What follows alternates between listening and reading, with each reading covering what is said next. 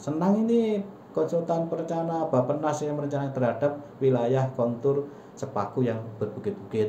Nah, bisa kita seni berbelok-belok dan sebagainya.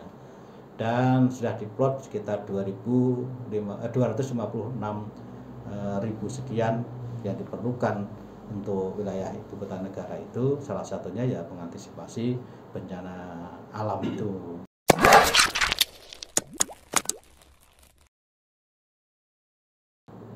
Assalamualaikum warahmatullahi wabarakatuh. Waalaikumsalam. Kembali lagi di Sampul Said. Hari ini kita kedatangan salah satu kepala badan yang ada di Penajam Pasir Utara, yang bukan lagi orang yang asing, tapi juga sudah cukup akrab di dunia jurnalis dengan teman-teman jurnalis. Beliau adalah orang yang beraktivitas mengurusi kebencanaan atau pra dan pasca. Langsung saja ke beliau, Pak Marjani. Assalamualaikum Pak. Waalaikumsalam warahmatullahi wabarakatuh. Apa kabar Mas? Alhamdulillah. Ya seperti biasa Pak. Terima kasih, kami dari Sampul Said ucapkan terima kasih banyak. Sama-sama. Sudah menerima undangan kami di Sampul Said. Siap. Terima kasih banyak Pak, sudah datang di tempat kami dan mau berdiskusi, berbicara tentang kondisi Penajam Pasir Utara, khususnya bicara tentang Penajam Pasir Utara yang akan jadi ibu kota negara. Nah, ini bicara tentang IKN ataupun bicara tentang kebencanaan di Penajam Pasir Utara. Seberapa besar sih potensi bencana-bencana yang ada di PPU di mata BPBD sendiri, Pak? Ya, terima kasih Mas Said atas perkenannya undang kami. Assalamualaikum warahmatullahi wabarakatuh. Isi kabar taka? Buen. Alhamdulillah. Kami ada salam lagi Mas. Nggih, Pak. Salam tangguh dan salam kemanusiaan. Itu identitas pada BPBD, yaitu Badan Penanggulangan Bencana Daerah Kabupaten Penajam Pasir Utara. Baik, terkait dengan IKN itu kita rahmatlah bagi kita, khususnya di Kabupaten Penajam Pasir Utara. Nah, mengenai kebencanaan tentunya sementara ini belum ada perubahan karena masalah kewenangan pertama itu. Nah, tentunya nanti kalau sudah ditetapkan atau sudah mulai ibu kota negara pindah di Kabupaten Penajam Pasir Utara dan Kutai Kartanegara, tentunya ada perubahan kewenangan, regulasi dan sebagainya. Nah, tentang potensi, alhamdulillah di Kabupaten Penajam Pasir Utara khususnya di Sepaku itu satu banjir. Nah, nanti kemudian yang kedua tanah longsor, kemudian puting beliung, kemudian kahurla. Kalau untuk gempa bumi sendiri, Pak? Kami data dari BMKG informasi adalah tidak, mudah-mudahan tidak, kedepannya juga tidak, sampai saat ini tidak memiliki potensi itu. Belum ada potensi seperti itu, Pak. Nah, banjir itu ternyata yang juga masih kecil. Khusus di Sepaku itu Mas masih merupakan akibat dari curah hujan yang tinggi ketika air laut itu pasang. Sungai-sungai ketika itu tidak jalan airnya ke arah laut, nah maka curah hujan yang tinggi itu terjadi beberapa banjir, tetapi itu informasi dan data kami tidak sampai menginap, misalkan 2 hari, 3 hari tidak. Tergenang saja ya, gitu. Tergenang. Ya, setengah hari, paling sehari, tidak sampai sehari semalam data kami. Itu yang di wilayah Sepaku. Puting beliung juga kecil, tanah longsor juga kecil akibat mungkin bangunan yang terlalu di tebing. Kemudian kahurla kita potensinya sesuai dengan data yang dikeluarkan survei dari Badan Nasional Penanggulangan Bencana, kita termasuk kahurla ini masuk potensi sedang. Justru dengan, tapi sedang ada catatannya, kapasitas penanggulangannya kita adalah termasuk yang rendah karena mungkin persepsinya masyarakat, nah itu kan kebanyakan pembukaan lahan skala kecil gitu. Hingga alhamdulillah, mudah-mudahan kebijakan negara, pemerintah sekarang ini meletakkan di Kabupaten Penajam Pasir Utara itu ya itu pas potensi bencana dan sebagainya adalah kita adalah rendah gitu, Pak. Rendah skala besar. Sebelum jauh berbicara tentang masalah IKN, Pak, untuk BPBD sendiri ini kan punya tugas yang luas, Pak ya. Artinya kan cakupannya satu kabupaten dan Ya. wilayah kita itu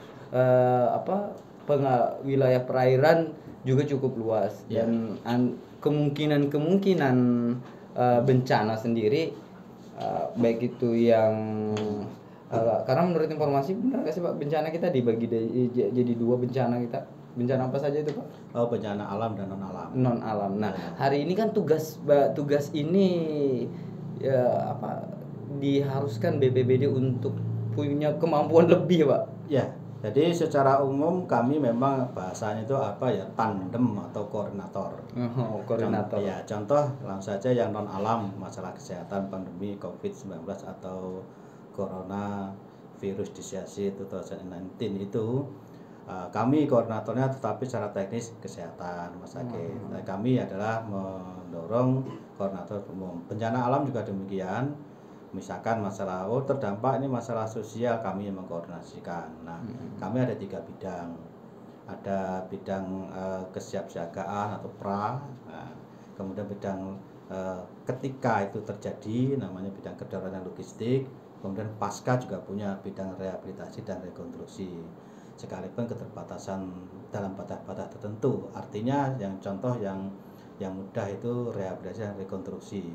Kita yang merekomendasikan terhadap terdampak telah adanya bencana itu. Namun sebaiknya pasnya lebih memang setelah itu yang bangun skala besar sebagainya adalah di dinas teknis. Untuk wilayah PPU sendiri Pak, dari beberapa kan yang punya potensi banjir kan belakangan ini juga kita tahu bahwa di wilayah Babulu ada banjir ini. Ya, betul. Bagaimana mengantisipasi titik-titik bencana yang hari ini yang ada di wilayah PPU? Karena biar bagaimana kita kan belum bicarain tentang karena IKN secara utuh belum terbentuk gitu Pak ya. Ya. Baik ya, Babulu khususnya itu merupakan sungai yang merupakan lewat di Babulu dari Pasir Longkali. Nanti menuju sekalipun nanti menuju ke Marwat juga pasir lagi. Jadi dari Longkali itu masuk ke Babulu, sungai itu namanya sungai primer. Nanti setelah itu masuk ke Marwat, masuk Longkali, masuk pasir lagi. Nah, mereka sudah mengetahui karena saya 2 hari 3 hari di sana. Mereka mengatakan, Pak, ini ternyata periode 20 tahun sekali. Artinya 20 tahun lalu ketika tahun 2001 awal pernah terjadi seperti itu. Nah, untuk mengantisipasi saya sudah secara umum karena saya tidak memiliki kemampuan teknis, ada yang urgent memang menurut saya. Yaitu sungai primer tadi yang merupakan kewenangan provinsi. Nah, itu terjadi di samping pendangkalan, sedimentasi. Ya memang sungainya belum ada yang di hampir 90% itu lebih kalau menurut saya belum disiring permanen sehingga masih tanah. Nah, di situ tanaman tumbuh itu tinggi setinggi-tinggi ini Mas di Babulu itu. Dan itu yang ngambat air air nggak bisa lewat, malah bukan ngambat, ada yang nggak bisa lewat. Bahkan nggak bisa lewat. Akhirnya sawah-sawah kayak lautan itu. Saya ke sana itu. Baik yang masuk di Sebakung Makmur, kemudian Sumbersari, Gunung Mulia itu sawah-sawah kayak lautan itu. Selain di wilayah Babulu sendiri yang punya potensi banjir di mana lagi? Ya, kalau di sedikit kecil menurut saya informasi itu di Waru, kemudian di Layalawe ini, tapi itu dominannya adalah sungai. Sekalipun di Layalawe itu juga sungai milik DAS, itu milik provinsi, itu kewenangan daripada vertikal Kementerian PU ya. Ya potensi itu di Layalawe, tapi itu tetap aja sungai. Di Waru di mana itu di jembatan itu yang di api-api lain yang Sulu. Sulu itu juga sungai dominan. Kami sudah koordinasi dengan PU, sudah yang teknis bahwa itu adalah normalisasi, insya Allah selesai. Kemudian di Sepaku curah hujan karena dia berbukit-bukit. Nah, kecenderungan terdorong oleh curah hujan kalau tinggi itu berpotensi longsor. Longsor itu dan banjir itu, tetapi banjirnya juga tidak sampai nginap semalam karena lewat saja. Saya yakin kalau drainasenya ditambah atau diperbaiki sudah selesai persoalan. Nah, kalau longsor-longsor itu memang kecil-kecil skalanya, tetapi itu perlu juga diperhatikan karena di dalam pembangunan itu letak bangunan terhadap kemiringan dasar atau letak meletakan itu juga perlu diperhatikan. Tapi lagi kalau nanti IKN insya Allah itu sudah akan sudah direncanakan, sudah dilihat itu. Udah diantisipasi Pak, Ya, maka Pak Presiden mengatakan 2019 ketika kunjung ke Sepaku kan, senang ini konsultan perencana Bappenas yang merencanakan terhadap wilayah kontur Sepaku yang berbukit-bukit. Nah, bisa kita seni berbelok-belok dan sebagainya. Dan sudah diplot sekitar 256.000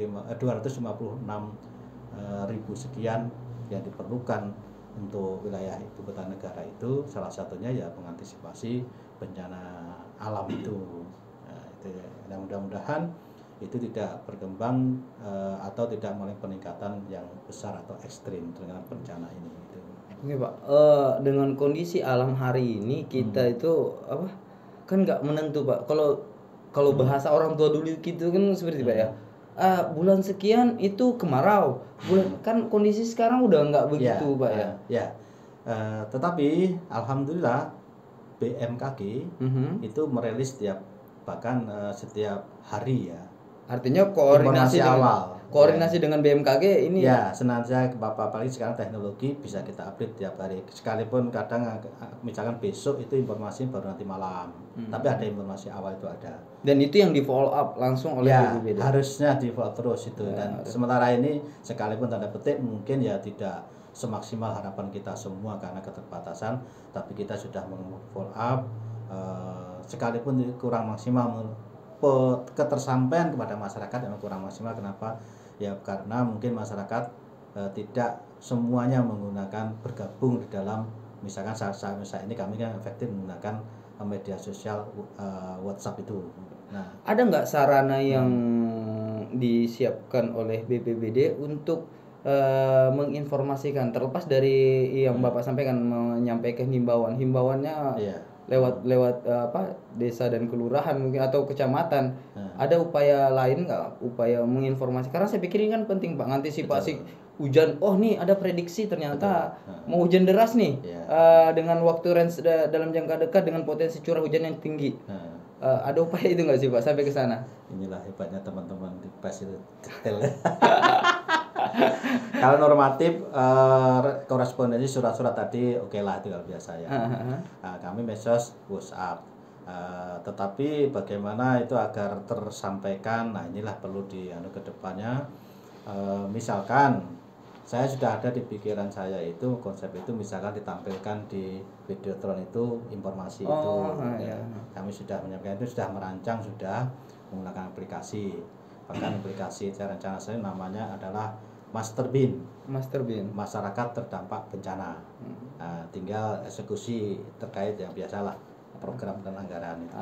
Klasik lagi Pak ya.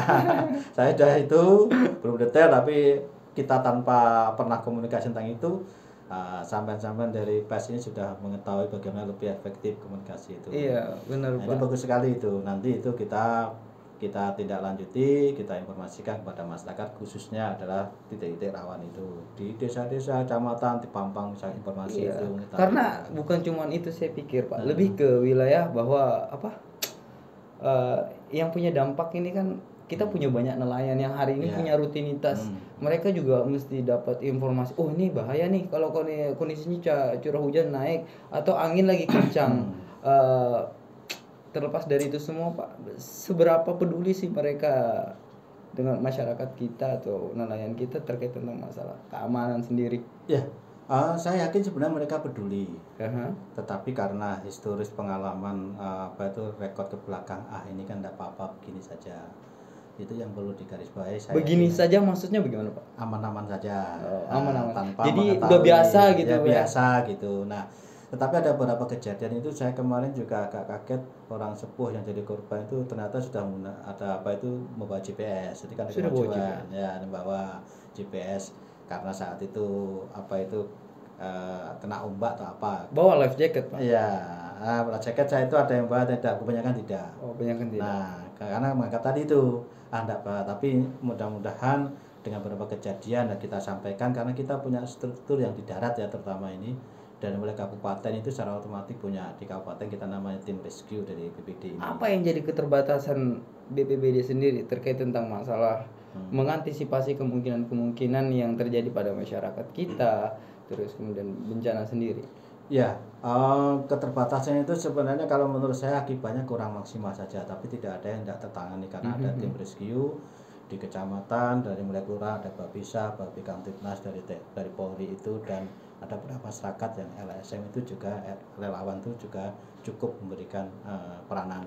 Nah, untuk penanganan itu kalau ada bencana, ketidakmaksimalan itu tentunya satu adalah sumber daya manusia. Memang kita belum, kalau secara teknis tadi misalkan untuk mengantisipasi bencana alam dan sebagainya itu kita memang tidak memiliki satu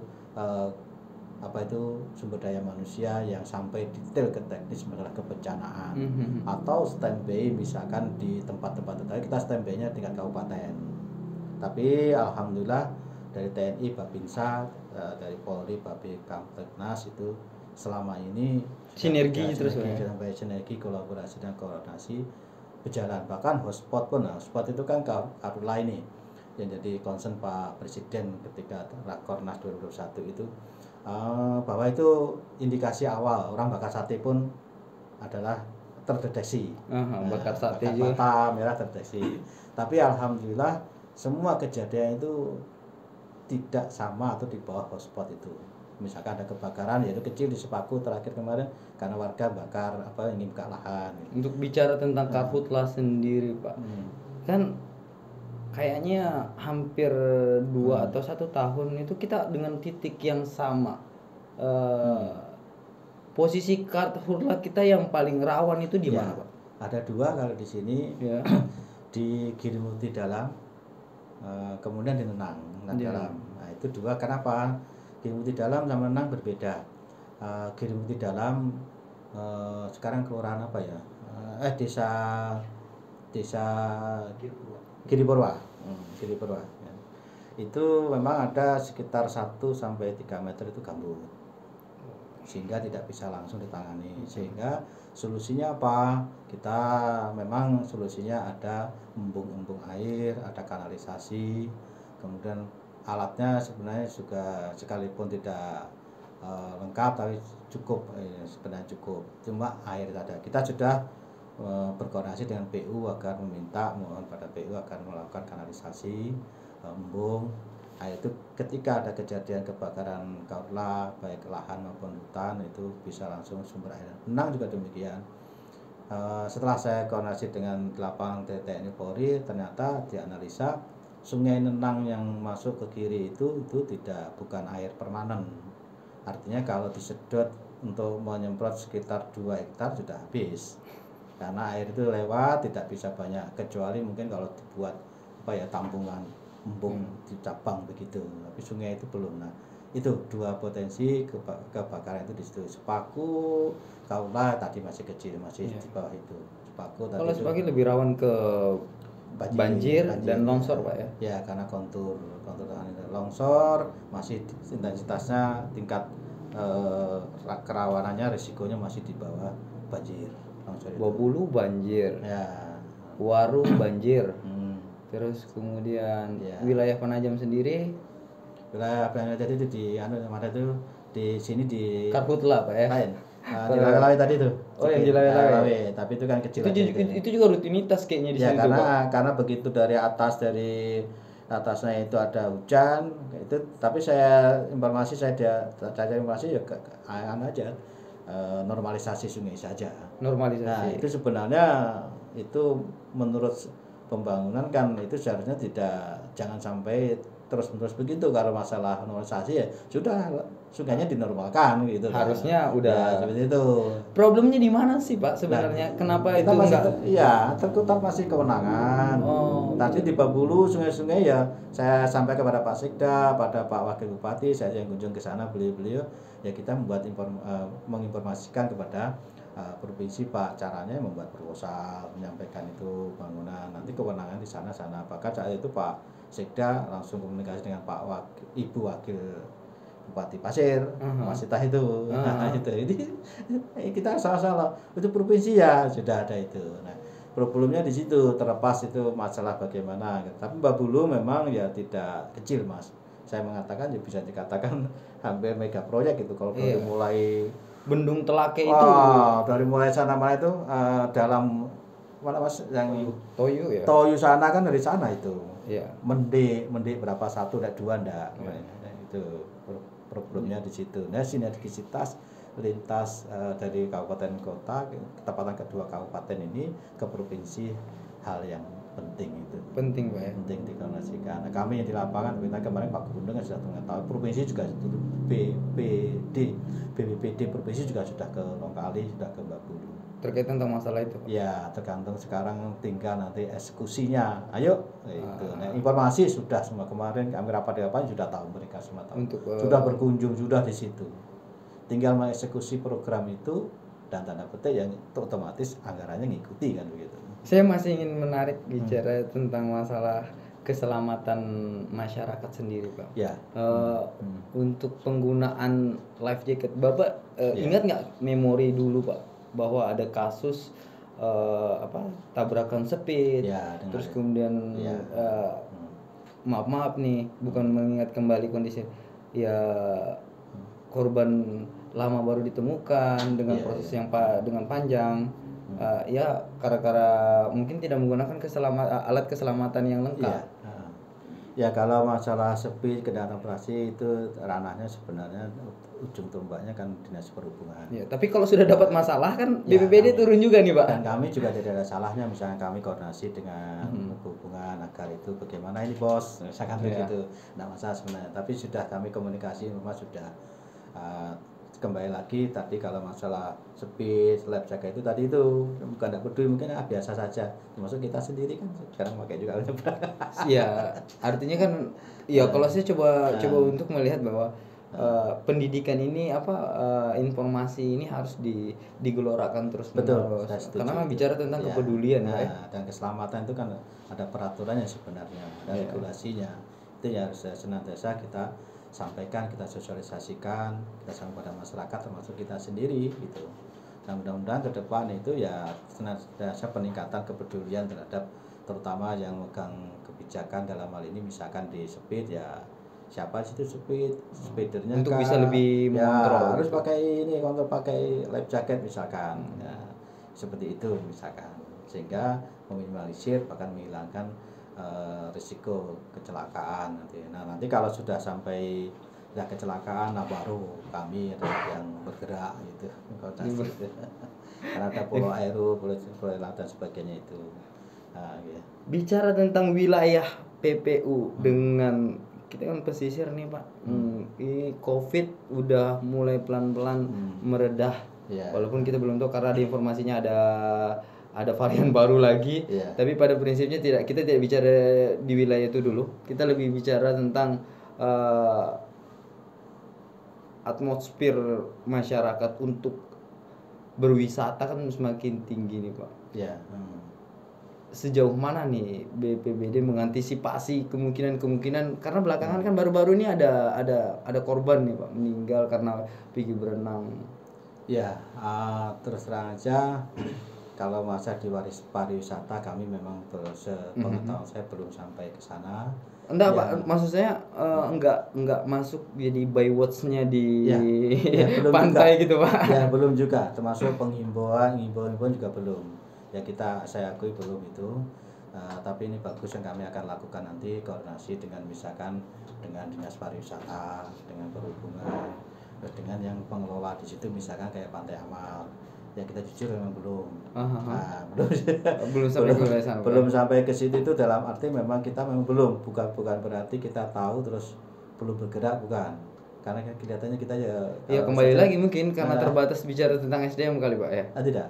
Kalau menurut saya mungkin belum tahu kita. Belum sampai sana Pak. Ya, pemahaman maksud saya adalah belum. Ternyata itu perlu kita. Bahkan mungkin harus kita. Harus Pak. Tugas kita ya mengantisipasi karena kami ada bidang tadi. Jadi siap jadi by watch di pantai-pantai PPU ini Pak. Nah, katanya secara teknis nanti ya biasanya gabungan. Kalau sepengetahuan daerah itu gabungan. Nah, bisa juga landing centernya di BPBD karena mengantisipasi itu. Kalau di Jogja kalau tidak salah itu landing centernya adalah di BPBD. Di Jogja BPBD. Ya bahkan semuanya itu ada bahkan banyak sampai ahli menangkap kuda aja ada. Karena kan di sana di tepi pantai itu kan ada apa itu Iya, iya. Delman itu kan. Iya. Saya pernah naik itu, Pak gini ya, oh mana Pak, alhamdulillah itu sana itu jaga Pak. Wih, di situ pakainya uring-uring juga. Maksudnya ada yang antisipasi kemungkinan Pak ya. Ya, itu perlu hal baik seperti itu. Terlepas Yogyakarta merupakan daerah pariwisata internasional, kita perlu meniru, mengadopsi atau mengikuti itu kan hal Iya, baik. karena kan kita kan mau jadi KN, Ya, potensi apalagi bicara itu. ya penduduk akan meningkat, pasti aktivitas wisatawan Ya, betul. baik itu lokal atau Ya. luar daerah kan banyak Nah, ke daerah apalagi kita. kayak ini kan by design kan. Ya. Nah, artinya, saya terutama memang berbagai kesempatan kalau ada dari pusat, dari Bappenas, dari BPN, dari Kementerian PU ya saya menyampaikan hal seperti itu. Banyak banget PR-nya BPBD ini, Pak. Ya otomatis karena itu bencana itu satu alam itu tidak bisa ya 40 sampai 60% tidak bisa terdeteksi, indikatornya memang ada tapi belum kejadian alam itu. Bahkan yang non alam pun kan kita tidak bisa deteksi, kayak COVID ini kan kita tidak tahu awalnya. Iya. Gitu. Wah, Bapak singgung bisa bicara tentang kopi. Ada kegelisahan di kemarin kan kita lihat di pelabuhan ada Pak. Ini terakhir mungkin Pak ya. Kemarin itu ada penjaga yang jadi relawan yang menunggui di sana. Ini sekarang tiba-tiba hilang gitu Pak. Apa gara-gara COVID rendah makanya hilang atau bagaimana Pak? Ya. Bahkan ada keluhan-keluhan. Ya, begitulah Pak. Ya, dan saya menganggap itu wajar, itu keluhan dan apa itu wajar. Yang penting kan solusinya. Dan alhamdulillah sekalipun belum tuntas 100%, itu kita solusinya sudah ada, terkait dengan relawan, perhatian kita terhadap mereka, terkait dengan misalkan yang mendukung mereka dalam hal ini misalkan masalah bagaimana dia biar sampai ke sana dengan nyaman, dengan dengan puas dan sebagainya, bisa melaksanakan tugas kerelawanannya, khususnya di posko di 3 tempat itu, 1 di Speed Klotok, 2 di Ferry, 3 di PT PHK Exepron. Ya memang ada beberapa kendala, tapi alhamdulillah secara bertahap sudah kita selesaikan. Tapi itu memang sudah di stop Pak ya untuk penjagaan. Terkait dengan itu ketepatan alhamdulillah sudah kita per kecamatan sudah masuk zona hijau, tapi per provinsi akumulasi masih oranye. Tapi PPU hijau sudah Pak ya? PPU per kecamatan hijau, tapi akumulasi PPU per kabupaten belum hijau. Belum hijau. Ya, karena sampai 35 itu oranye gitu kan. Nah kalau hijau kan mungkin dekati 0 atau 0 itu. Nah ketepatan itu sehingga per 1 September ya sudah kita tutup itu. Tapi kontrol kami tetap aja, tugas kami mengontrol situasi itu dan itu bagian tugas daripada Satuan Tugas Penanganan COVID-19. Artinya bukan cuma tugasnya BPBD doang. Betul. Ini cerdasnya wartawan ini tidak usah dijelaskan, Anda tahu dari mana juga. Kadang-kadang kami aja, karena saya tanya teman-teman katanya, wah ini gimana Pak, gimana. Bukan sebenarnya Pak, kan lebih menarik ketika kemudian orang yang punya kompetensi yang menyampaikan langsung kan ya gitu sebenarnya Pak. Oke Pak, terima kasih banyak sudah datang di Sampul Said mau berdiskusi. Semoga lain waktu ada waktu yang tepat kita bahas lebih rinci Pak. Siap, insyaallah. Dan membahas tentang hal-hal yang memang perlu kita bahas dan bisa menjadi sebuah nilai edukasi buat masyarakat kita. Oke, sip. Sekali lagi terima kasih Pak, kami dari tim Sampul Said sudah menerima undangan kami. Ya, sip. Oke, terima kasih. Saya Said Hasan dan bersama Kepala BPBD Penajam Pasir Utara Pak Marjani. Billahi taufiq wal hidayah. Wassalamualaikum warahmatullahi wabarakatuh. Salam tangguh dan salam kemanusiaan. Terima kasih. Mantap.